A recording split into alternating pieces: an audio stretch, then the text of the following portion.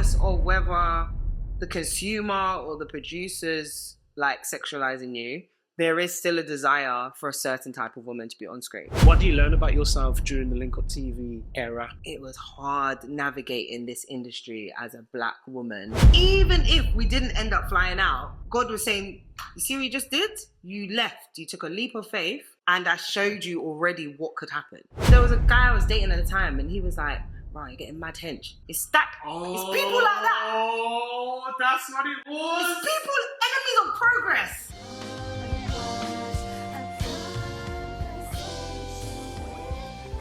Everyone ready? Yeah? Welcome to Conversation with Haych. What's going on, people? Welcome to Conversation with Haych. And now we have an incredible, no, not even just incredible, a world-class guest with us today. An award-winning broadcaster and journalist. You've seen or heard her on Sky, BBC, LinkUp TV, Capital Xtra, BBC One Extra, Lad Bible, and more. A fitness enthusiast.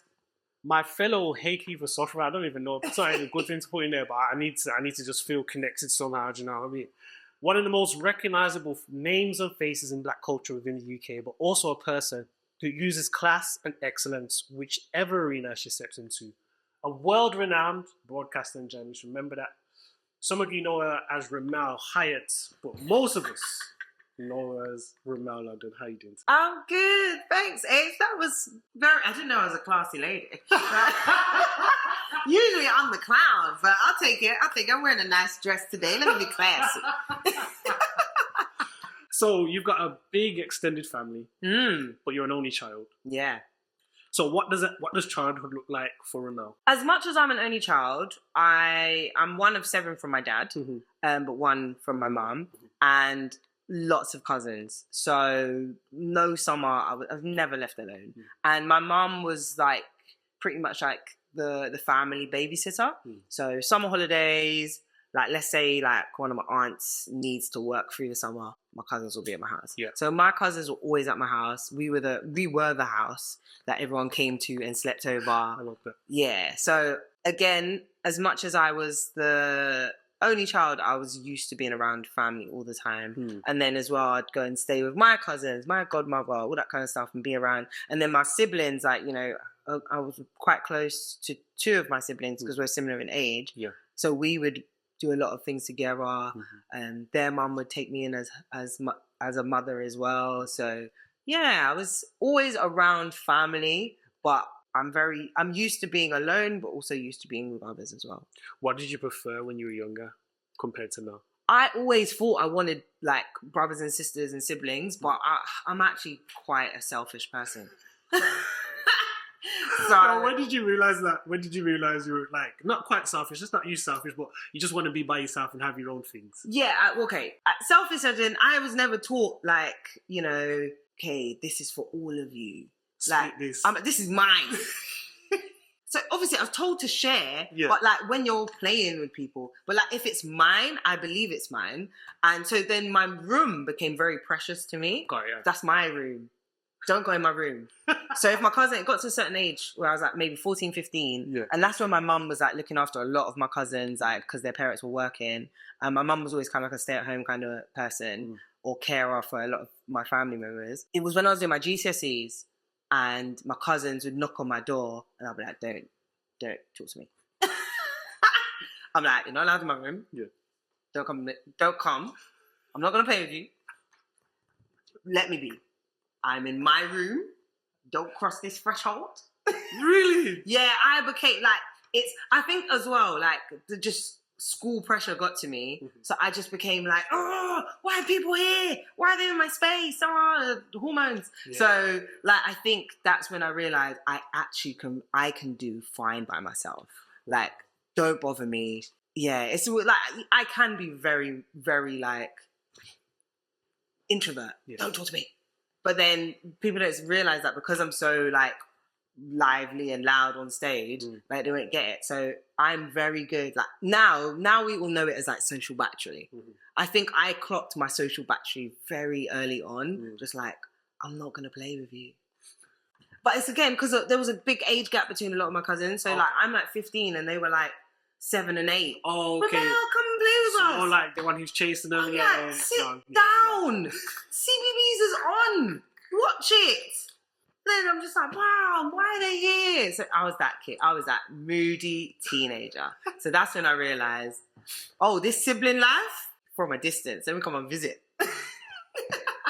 It's interesting you say about, you know, wanting to be by yourself or wanting to have your own thing, because as you move through life, you start doing all these classes and you're trying all these different things. You watch Smart Guy and all these kind of things, and you're taking all these things from the classes, from the TV that you're watching. Yeah. What else is fueling you in terms of like the creative arts of who you are? I think as well that I watched a lot of TV. My mum, she tried to give me access to loads of things. She used to record a lot of like TV shows. She'd tell me like, you know, oh, we have to watch this. These people, so like Desmond's, they're Guyanese. We have to watch this. They're Guyanese. Okay, I knew from very young. Okay, cool. We support anyone Guyanese. Okay, that's fine. Oh, Moira's on the news. Okay, Moira Stewart, black woman, newsreader. Cool. Oh, Trevor's on the TV. Trevor McDonald, black man on TV.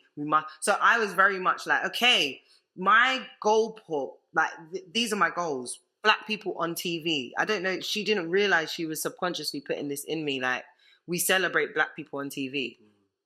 I don't know if your parents did this. When you see black people on TV, they call it each other. Put it on Channel 3. You know, you're like, what? Why? Because there's black people on it. Black people on the TV. Lenny Henry. Yeah. They're on TV. We're excited. Yeah. So, yeah, watch the Real McCoy. I'm watching big people shows way too young.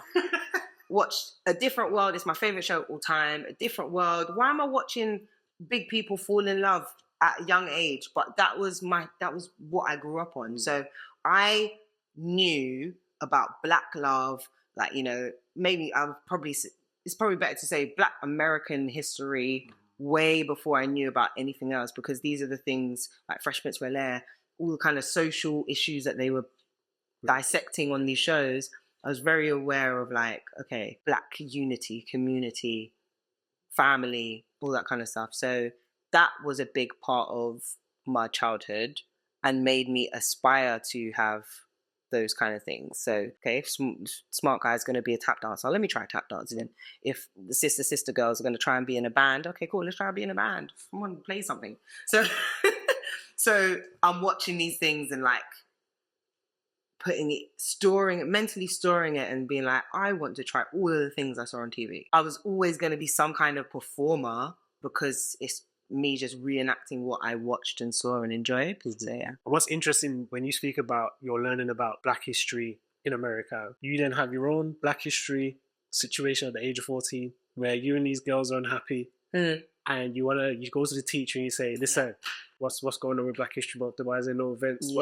What's going on? What, at the age of 14, is making you go, I really want to do this? I don't know where it came from, but like anything I think of, I'm like, oh, I can do that. So when I probably saw it on TV, like they were probably celebrating Black History Month on TV, and we were like, do we have Black History Month? Why has no one ever told us about Black History Month? Oh, okay. Oh, can't remember my teacher's name, but we were like, oh, Mr. So-and-so, can we do a Black History Month performance? And he was like, all right. He was like, you have to organize it though. We were like, oh, okay, cool. Okay, she's really good at like doing art. Ariane, can you draw us a flyer? Okay, she's really good at doing dance. Okay, cool. You be in charge of like making sure we do a performance. We were just realizing that we actually had the skills to make this happen. So, and I think this was just after we had all put ourselves forward for student council. So we were already in this kind of like spirit of like, okay, cool, let's delegate roles, let's do this. So I think that's why we went to that teacher, because he was head of student council. Makes sense. So we were like, we've got an idea, can we do this? He was like, cool, but you know you got to do it yourselves. And we were like, all right, cool, let's do it. So I was very much like, I've always had a DIY spirit, like just do it yourself, figure it out. You'll learn along the way. And that's where I first ever like organized an event and like hosted an event. And I was like, I like doing this. So that's where the presenter in me was really kind of birthed. Away from the presenter, what did it teach you about you? I probably learned how to kind of like formulate an idea and play it out. But that's about it. I don't think I was aware of anything else or learn anything else from that. It's just like, I want to do something, I can do it. This is how I execute it. That's probably where I learned that. I can't remember any other thoughts and feelings. Like, we were really proud because we invited it ended up being a show where we invited our friends, our family, all that kind of stuff. So it actually was a big deal. But I can't remember it's a shame. I can't remember what else I took from that. I think it was just okay, done. And that's interesting because you then go from there to then go to university in Leeds to study broadcasting journalism. Yeah. Correct. So what's happening between the age of 14 to then you saying, oh, this is what I want to do when I go to university? That's when intense research went into how do I become a presenter. Off the back of that? Yeah. 100%. Because around that time, again, all these things. So my mum has always had the radio on in her house. That's just like a staple.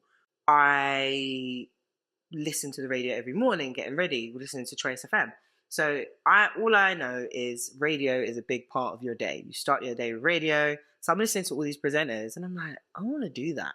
So then I start researching Trace FM, stalking all the presenters, trying to get work experience, blah, blah, blah, blah. So that's like an intense, like, okay, I want to do work experience there. I want to work there. Then again, watching the Maury Povich show, watching Ricky Lake, Oprah, realizing, oh, Maury Povich was a broadcast journalist, so is Oprah Winfrey. Oh, okay, cool. That's the course I want to do. So again, it's like everything that I watched, I consumed, was being a part of my research. So that's when I was like, I need to get work experience. I need to work here. I need to do that. I need to do this course. I could do that, but I didn't have to. Again, I was like at college, I signed up to all the courses that made sense to do in that. So I studied media studies, psychology because it was just an interest, English, drama and theatre studies. I was a part of the debate society because I was like, I need to be a good speaker. That I was everything. It was locked in. Yeah, it's just connect the dots. What makes sense? What makes sense to get to that? Like extracurricular. Just by chance, athletics came into it, so that just became my like fun thing. But like I was locked in, like media. I need to do everything media related to be ready for this. So by then I'd stopped doing dance. I stopped doing all those other things because I was like, it ain't gonna help. I just saw it as an academic thing. So yeah, just focused on I want to be a presenter at that point. It's interesting that up until that point, as you said, so many things that you were watching were influencing them what you would then go and do or go and try. Absolutely. When LinkUp TV comes into the situation, is that then the first time where it's something you don't see on TV and now want to be a part of? No, at uni, our lecturer told us, you lot need to start looking for jobs. Started looking for work experience. By that point, I had a show reel because my athletics career actually ended up allowing me to do some presenting work. Yeah, so I was a Nike Select, which was... Okay, wait, hold on. Let's go. So down! Let's talk about the athletic career, because I feel like this is what some people don't know.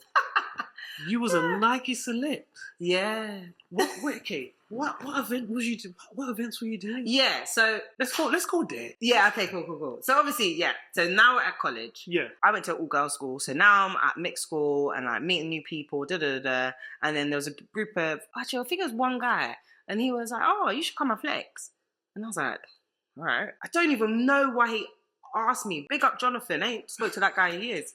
Jonathan was like, "Yo, you should come athletics in Finsbury Park. I know you're from like Holloway, it's not far from me." And I'm like, you know what? Yeah, let me try it. Went athletics, fell in love with athletics. We started competing locally, all that kind of stuff. So I did 100 meters, 200 meters, and that was it for like that age time. Sorry, before Jonathan comes and says you should come athletics, are you running at this point? At school, yes, every year, like. Yeah. If you went to my school, you know what? If you were there when I was there, you would have known. You know what? My form won sports day every year. I was the team captain majority of those times. Sometimes I'll be like, "No, you have a go." Oh, you trying to do the humble thing? Yeah. Oh, that's this you. year. That's you. You can do it. I'm in the background. Yeah, I'll be sub captain. But every year we won sports day. I was gutted. Year 10 and 11, we didn't do sports day. I was so angry. They said, "Oh, you don't have time because you're doing GCSEs." I said, "Who told you?" I will make time for sports day. The curriculum told them. Literally rude. So I didn't even know my last race was my last race in year 9. That was rude. So anyway, I knew I was fast. Well, does he know you're fast? I don't know why Jonathan knew this information. I must have been flexing or something. Like, I must have said something mad. Listen, you can't be. Yeah, I must have said something mad. You said something. You can't be. Listen, yeah. Trust me. I probably did. Like, crazy. So he was like, come Fizzy Park, da-da-da-da. So athletics, that was my home team, London Heathside. And then I went to uni and dived straight into that. Because again, that was just like my fun thing to do. Is that kind of your outlet? Yeah, 100%. So I ended up being women's captain at Leeds Uni. And then in my second year of uni, Nike women they were doing like a national tour. Yeah. And they were looking for women that could be ambassadors to get more women into sport. So obviously I was like, this is the perfect opportunity for me to like just do what I love. It was an event and I went to the event and just on that day, God was like, chosen one. Like I won the raffle. So I won like a bag of like kit, like so much stuff. And then I put on the kit because I was like, why not flex on my new kit? And then they were like, oh, we're doing auditions for people to be ambassadors. So I had the kit on and they were like, okay, come upstairs, let's do a little piece to camera thing. Tell us why you're passionate. And then they were like, boom, you're in. It became like this national competition type thing. And out of like hundreds of thousands of girls, I was one of 14 who become a Nike Select Women's Ambassador, encouraging women to get into sports. So with that, we then became like, we'd go on tour with Nike. Yeah. So this is between uni, like my grades were suffering. I can't even lie. I remember my lecturer sitting me down and she was like, I know you're doing what you love, but this course, I said, I know, but they took me to, like, they were taking us, like, literally, they were taking us to we were doing events at the Emirates with, like, Arsenal women. What? We were going to, like, the rugby. They were taking us everywhere. Like, every competition, we'd have, like, a Nike Select kind of, like, shout out. And, like, we were, like, mini celebs for a little while.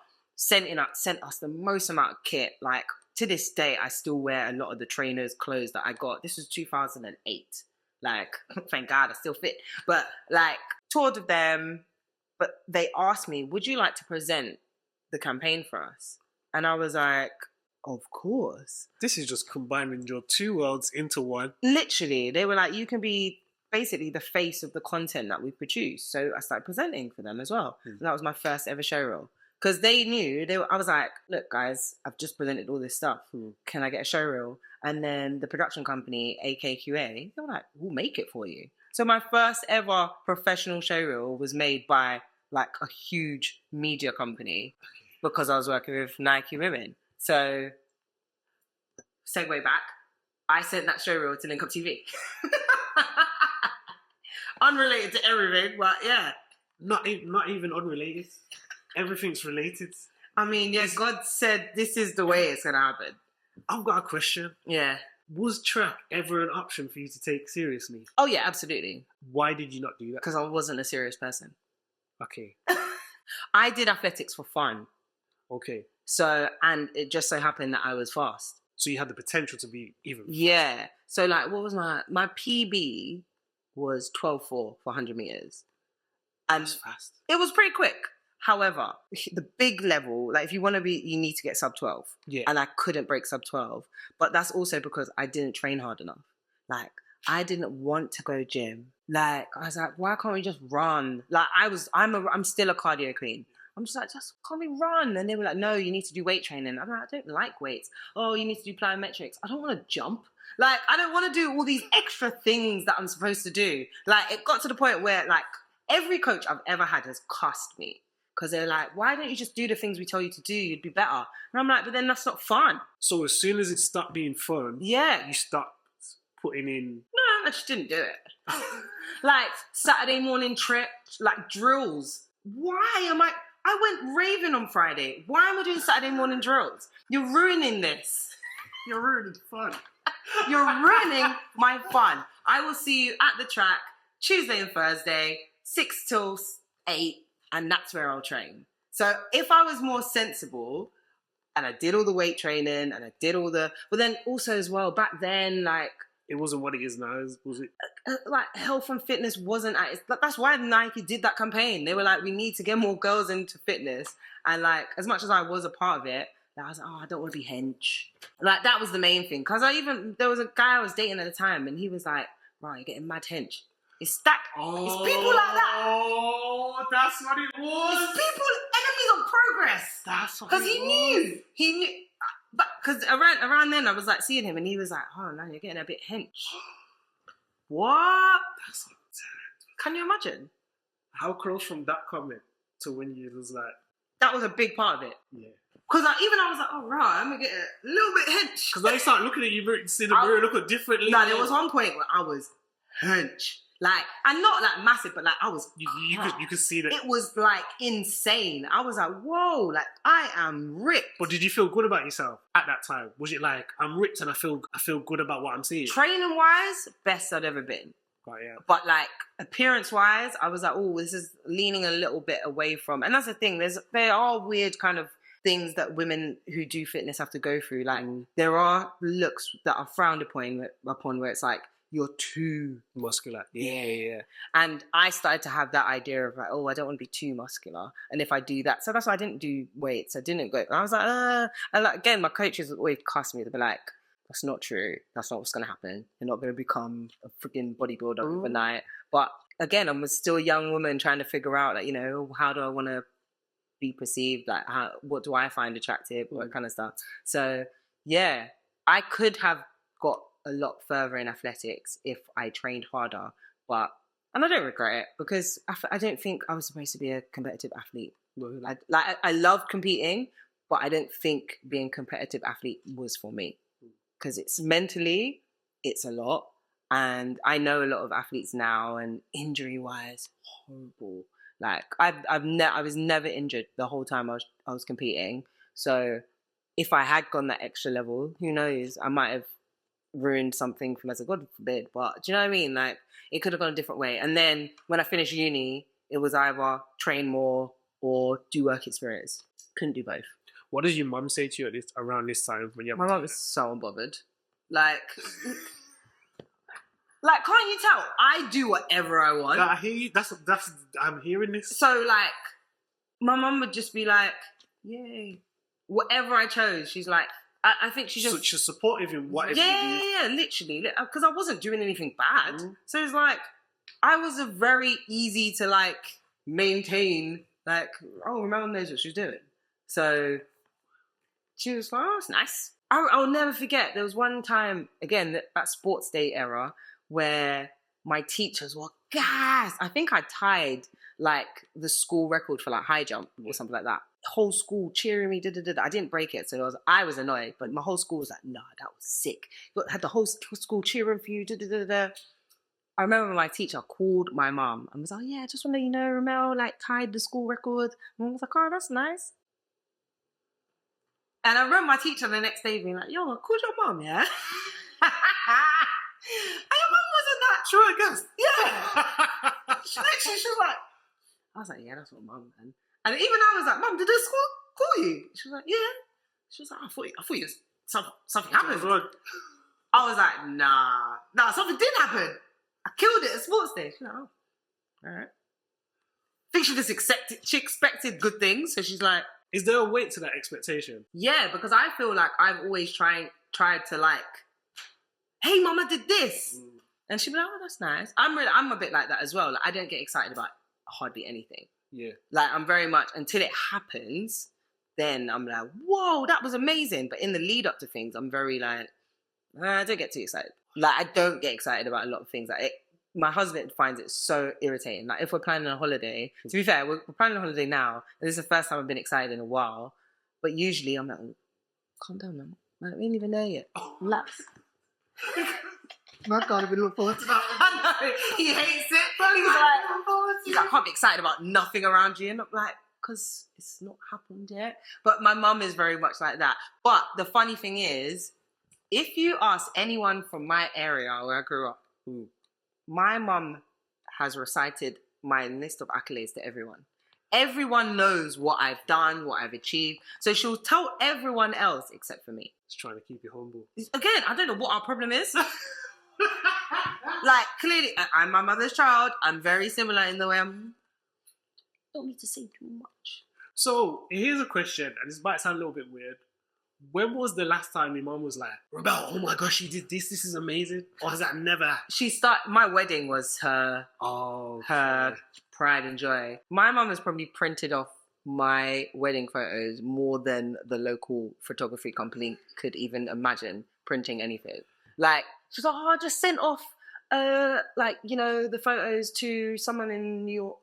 Like, just sending things in the post. I'm like, right, there's bare people just seeing my whole wedding. So yeah, I just sent off oh, I was showing so and so. I'm like, wow. And she's at that age where unfortunately she's going to like loads of funerals. Yeah. And she's like, oh, I was telling everyone at the funeral. I'm like, who? Like, she's just telling everyone everything. And I'm like, that's nice. But bless her, like, if she wants to talk about my wedding, my achievements, go for it. Like, why not? Why not? Wow. Do you feel like there's an element of she's happy that you got that moment of being married? And is there an element of that to why she's so... To be fair, like, and again, this is like no disrespect to any of my family, but like, we haven't had a lot of weddings, unfortunately. Like, or weddings that we have had in the past, the marriages didn't work out. So I think for my mum to see me do that, and like, you know, again, I don't have any other siblings.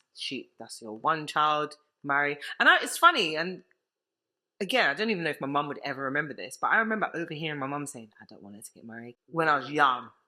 So I'm like, and maybe that's just like her own traumas, all that kind of stuff.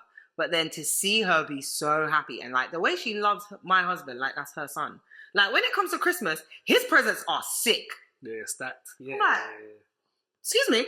Like, yeah, she's always, oh, tell him I said hello. Oh, how's my son-in-law? Like, hello, you called me? Ask how I am.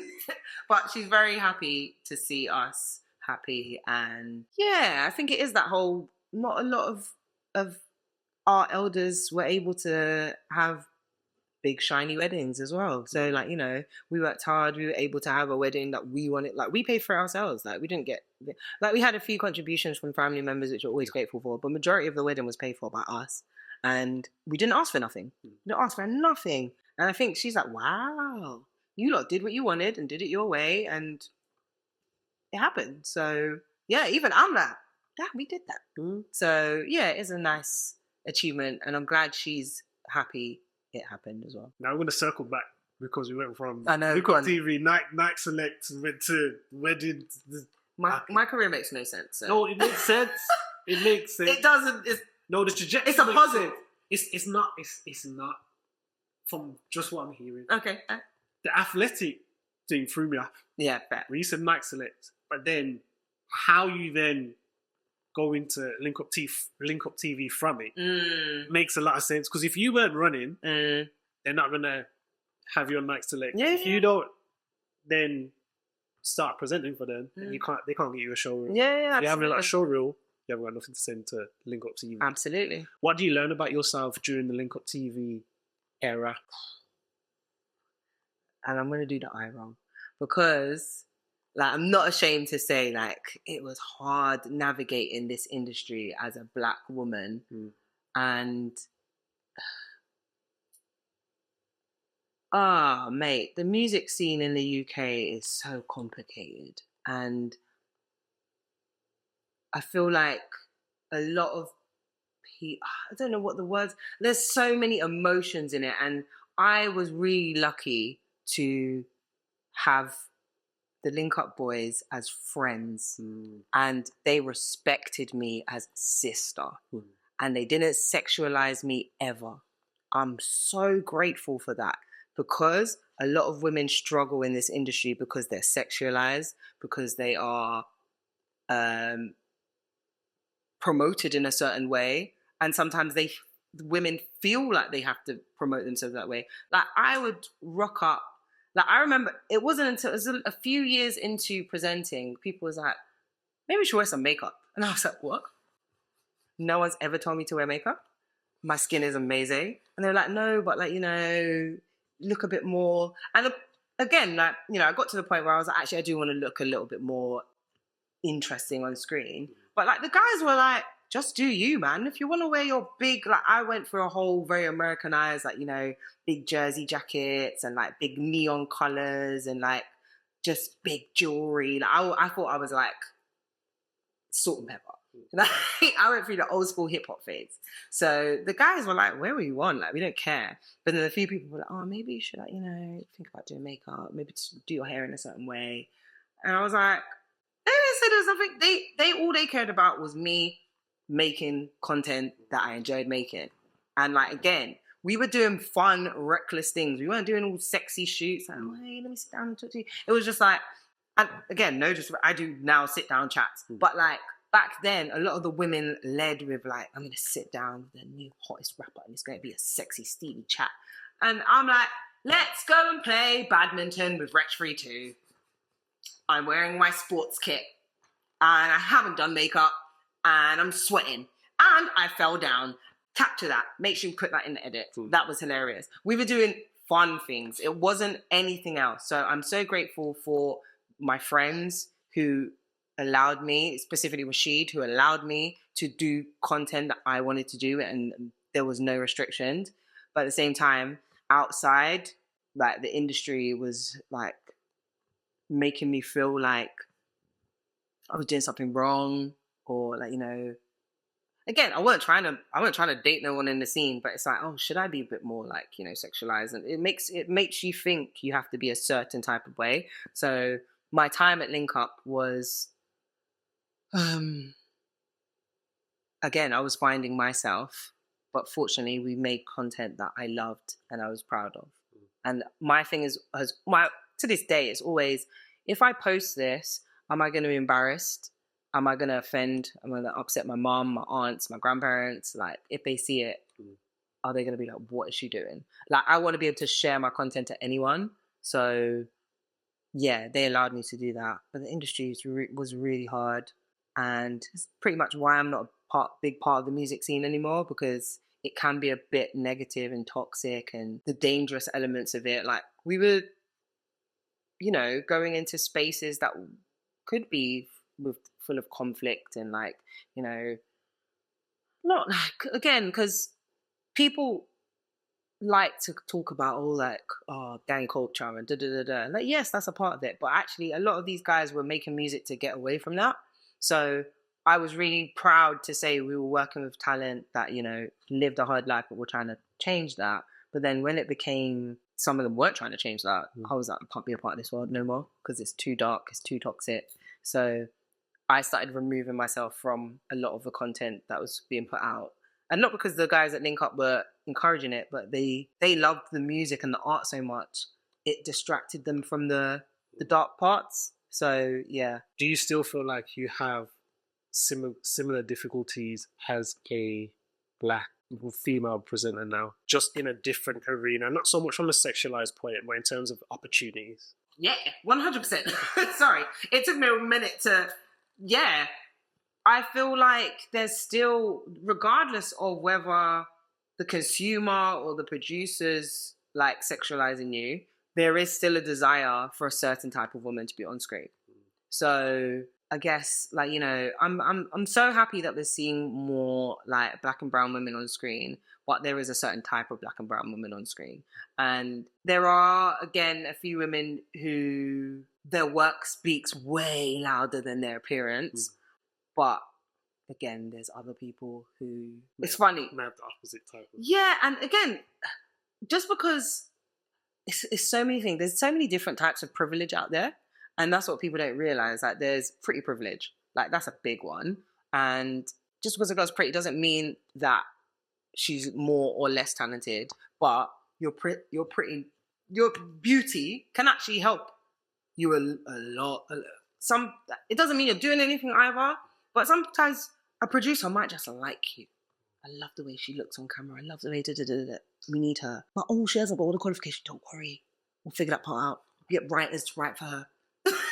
we can get the team to do whatever, train her in that so that she can do it, because I want her to win. And it's like, okay, they're our chosen ones. you can tell when an industry has nurtured someone, and that's frustrating because it's like, wait, I've been in this game 15 years now, and there's still some jobs I wouldn't even been considered for because of, and I know I'm beautiful, but I'm not what their standard of beauty is, so I might not fit what they're looking for. And it's again, like it's like the acting world, like, you know, they might not say it out loud, but they might be like, we want a tall, slim, mixed race girl with curly hair. And it's like, why? Oh, I just think she'll look in between that person. I think they'd make a great trio. It's like, why though? And it's like, why can't you get the dark skin plumper girl? Like, I don't know why. Like, they've just got an idea in their head, and it's like, okay, that's what we're going with. So you do feel sometimes like, oh man, like, I wonder why they picked her. But then also, why not? She deserves a shot as well. So again, whether she's been in the industry 6 months, a year, 10 years, 15 years, like, everyone deserves their opportunity when it arises. And sometimes God might have given that divine intervention to that person just because, like, you know, I can't be mad at that. So I've had to kind of overcome the whole why me or why not me, and just be like, God knows what he's got in store for me. And maybe even he was protecting me from something. You talk about God protecting you from something. Can you give us a time, especially like in your broadcast and journalism career, where you've seen God kind of intervene in a situation that realistically could have gone another way? I don't know about intervene. Okay, give me the word that works for you.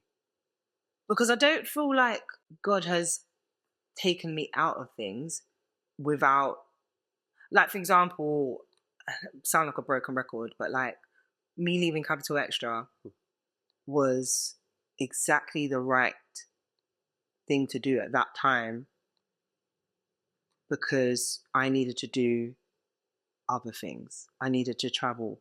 I needed to experience going to Essence Fest, going to Culture Con, going to the VMAs with Lad Bible. I needed to experience these things so I can understand what else I can do. Because I was getting into this weird, repetitive, you're a radio presenter, you do this, you talk in between this, and you're like, I loved radio, but it wasn't making me happy. I wasn't enjoying it. So I had to go and try other things and see if I enjoyed them, and then really fall in love with them and develop them and hone in on new skills and more skills. So I feel like God was like, it's time for you to stop doing this structured job and come out here and try some other things so you can really figure out who you are. I really love producing content. So now I can produce content. I couldn't produce content on my show. So, you know, the contracts got a little bit sticky, and it's like, if it was like, the timing is now. It's time to leave. You're at the end of that contract. Just finish the contract. Don't renew. Don't sign again. So it's like praying on it, and having even my manager be like, let's pray about this. Let's think about this. Let's talk about this. Like, you know, you sure you want to leave? You sure you want to do this? How about we try? Like, even in that time, I was covering on different slots. I started doing breakfast, started doing Capital Extra Reloaded. So I did loads of other things. And I was like, nah, still don't. So I was given all these different options, and I'm like, still don't like it. So the timing of it all was just, and the fact that the MTV VMAs of Lad Bible happened a week after I left Capital Extra. I was like literally the call was the day that the world found out that I wasn't coming back to Capital Extra, was the day that I got the call that I was supposed to be going to LA, New York the following week. So it was like a low day. I was like, oh, this is so uncomfortable. I feel like they're going to say something mad like, oh, Remel's left because of da-da-da-da-da. Didn't even see the press roll out because I was too gassed on the phone to my manager. Like, so it's like, it was the perfect end for the new. First of all, you spoke about as soon as you fell out of love with radio, as soon as you fell out of love with doing the running, as soon as you fell out of when it was no longer was fun, it started to be like, okay, let's try and look at what's over here. I don't really want to do this. Okay, let's put my focus to this thing over here. Second, you just spoke about getting a call about the VMAs, and you said you spoke to your manager, and your words that you used was, you was gassed. Yeah. But it hadn't happened yet. Oh, yeah. But then everything, what was so different about that moment that you were gassed compared to when you've had moments like that and not been as gassed and been like, oh, let's kind of wait for it to actually happen? Do you know what it was? It wasn't even, because even after that call, it didn't mean I was definitely going. It was the fact that the opportunity had opened up. That's the bit where I was like, look at God. So even if we didn't end up flying out, God was saying, you see what you just did? You left. You took a leap of faith, and I showed you already what could happen. So that's what the excitement was. It was the, wow, I get it. That's what the excitement was. So it's that whole, like I said it before, when you start to deep what you're reading, when you start to really understand what God's doing, you're like, that's what excites me. So it doesn't actually have to come to fruition. It's just the fact that God's saying, by the way, I lined that up for you. You're like, oh, this what you do? Okay, I'm a Christian now. When you really have to be like, oh yeah, this is it. That was it. Okay, I remember now. I like that. Confirmation. Yeah, previously you spoke about being gassed about this holiday that you're booking. How do you, obviously you've been married for about 3 years now. Yeah, it's going to be 3 years in September. Yeah. How do you prioritize marriage and work? Oh, there's no... Or is it really easy? Yeah, my husband's my best friend. He's there. We talk about everything. We experience everything. We coach each other through everything. So every decision that I make, or every work opportunity that I'm experiencing, he's a part of that. He might have been a part of the thought process, the concept, just confirming like, that's a good idea. And same with him, like, I'm working on this. Okay, cool. Maybe you should try this. Okay, cool. Let me try that. Like, we complement each other in that sense of like, when we're going through work things, we'll help each other through it. So emotionally, but also like as a kind of business consultant. we consult, we run everything by each other. So yeah, it makes it so much more easier. And we're not in the same fields. He's a music producer. I do what I do, but Grammy nominated. He's Grammy nominated. Come on, yes. let's not just say he's a music producer. You know, let's not just downplay like Grammy nominated. Yes, he's a Grammy nominated music producer. Okay. But also like, we understand each other's industry. And like, even now he's moving more into sound design for like events and TV and stuff like that. So like, I can be like, even when he just done a job and I was I was watching something and I was like, that don't work. And it's not something that he did. And I was like, trust me, when you go to the office, they're going to scrap them. And he was like, you'll never guess what they scrapped today. And I'm like, yeah, because I can see what would work in that field. And so I'm like, just bear in mind, you might have to do that again. And he was like, oh, mad, yeah, I had to do that again. Because, yeah, the boss scrapped that. Not because of any fault of his, but the work that his colleague had done. I was like, yeah, it ain't going to work. So, again, he's like, oh, we mentally prepare each other for, like, I'll say to him all the time, like, there was a job. So, that, yeah, again, a job we recently done, they said it's going to take 10 days to happen. And he was like, by day 3-4, he was like, oh, I think we're wrapping this, you know. Like, I don't think it's going to be the full 10 days. I said, it's going to be the full 10. I was like, I know how this game works.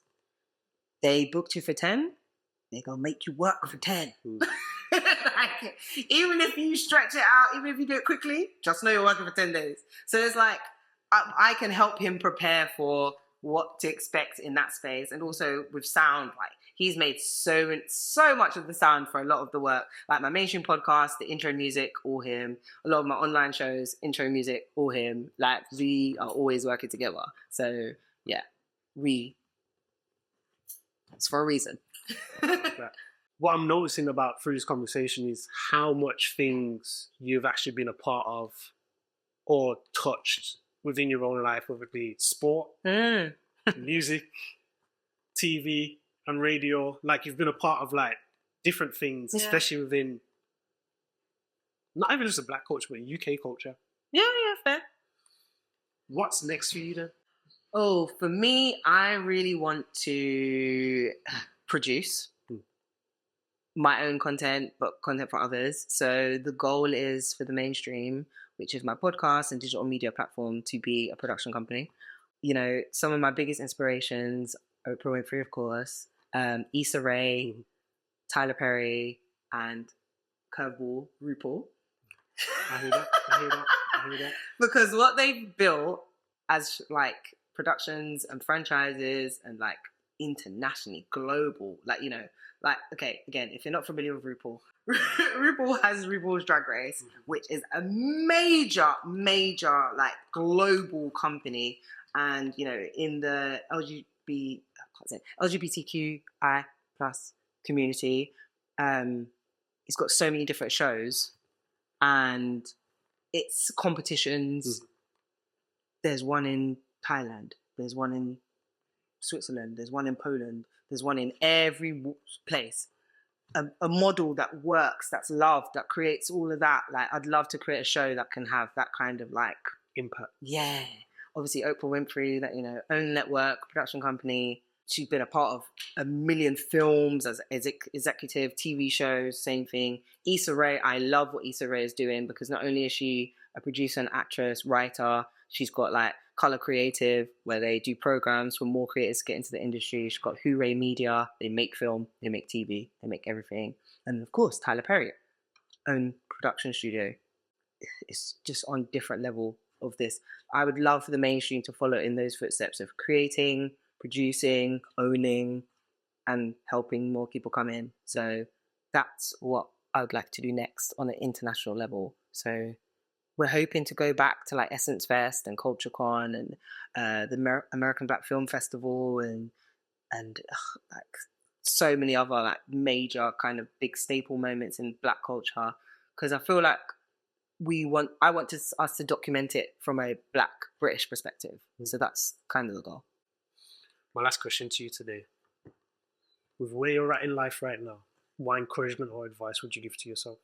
Do you know what? I just have to go with what I'm reading right now, Greater by Stephen Furtick, and I'm on a part of the book where he's literally, I mean, the whole premise of it is think bigger, don't be afraid.